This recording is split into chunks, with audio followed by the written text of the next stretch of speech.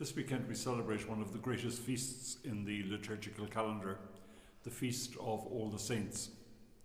Now you may say, don't we have saints' feasts on a very regular basis?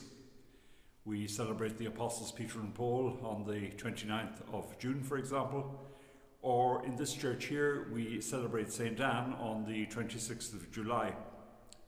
And of course in many churches we celebrate the 17th of March, St. Patrick's Day, and 2 days later Mary's husband Joseph is given the full honours of the church in not just a feast but a solemnity too. So the saints are peppered across the whole of the liturgical calendar, and all of us take great pride in the celebration of our own patron. But today isn't so much the feast of all those saints whose sanctity and whose virtue and whose exemplary lives have been recognised officially by the Church through beatification or canonisation, or through inclusion in the liturgical calendar and having feasts celebrated in their honour. This is rather the feast day of all the saints, of all those who are in heaven, of all those who enjoy the beatific vision.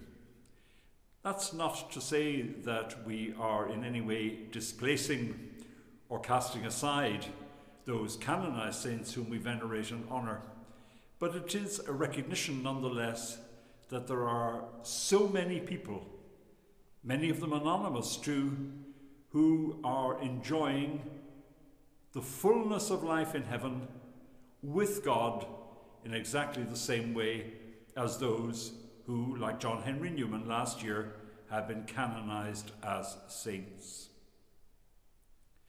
Now, the Second Vatican Council put forward the idea, not that it was new, but it did surprise many people, that there is a universal call to holiness, that we are all called and invited and have an essential vocation to sanctity, to the fullness of life with God, and that our earthly pilgrimage is, if you like, a foretaste of the happiness that's yet to come.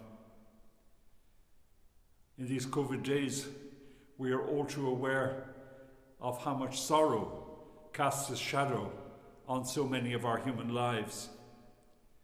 And there is none of us that grows to maturity as either human beings or as Christians without having to confront grief, disappointment, physical pain, or mental distress. But all of these things, which are part and parcel of every human life, can be transformed by grace, can be offered to God, indeed for the sake of those who have gone before us and are in purgatory in the antechamber to heaven, or which unite us in some way to those who are already there. One of the fundamental truths of the Church's teaching to which we profess belief when we recite the Creed is that we believe in the communion of saints, in a solidarity between ourselves, those who are in purgatory in the Church suffering, and those who are already in heaven in what we call the Church triumphant. And today, on this Feast of All the Saints, not only do we rejoice and give thanks for the glory that those who have gone before us enjoy, but there is a deep feeling of solidarity with them. Their solidarity with us, which matters more, really, than our solidarity with them. And that solidarity between them and us is based on the knowledge that we know that they are praying for us, that they are waiting eagerly our arrival to share with them in a permanent way the joys of heaven. There is a feature of the Feast of All the Saints, though, which is in great contrast, I think, to all the other saints' feasts in the calendar, whether it be Peter and Paul or St. Patrick or St. Anne or whoever it may be.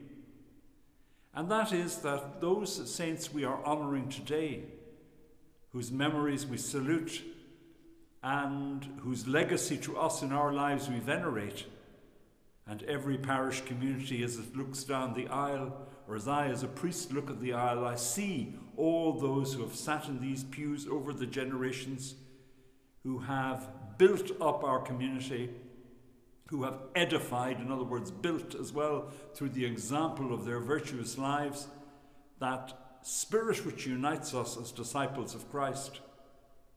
But unlike St. Patrick, whom I never knew, or St. Peter and Paul, whom I never had the personal privilege of knowing, or St. Bernadette, whom I never knew either, I did know many of those who are the saints.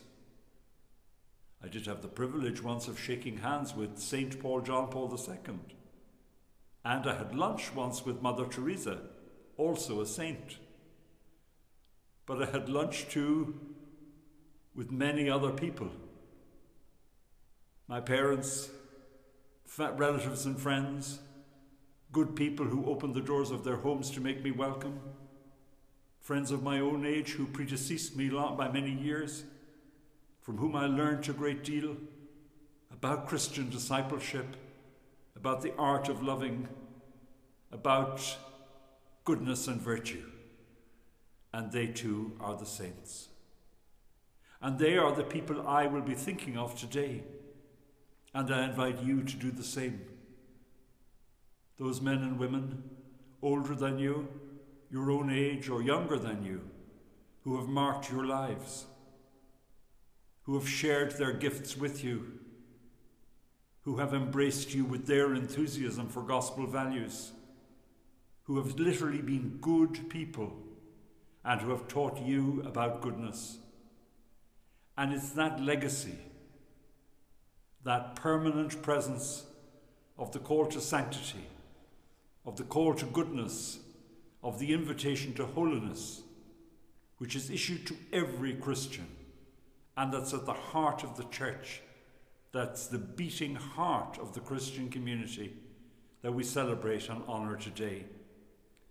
And when we do think of those saints, known or unknown, and that reading from the book of the Apocalypse of the 144,000 does suggest to us that there are many people there whom we will never have met on our earthly journey.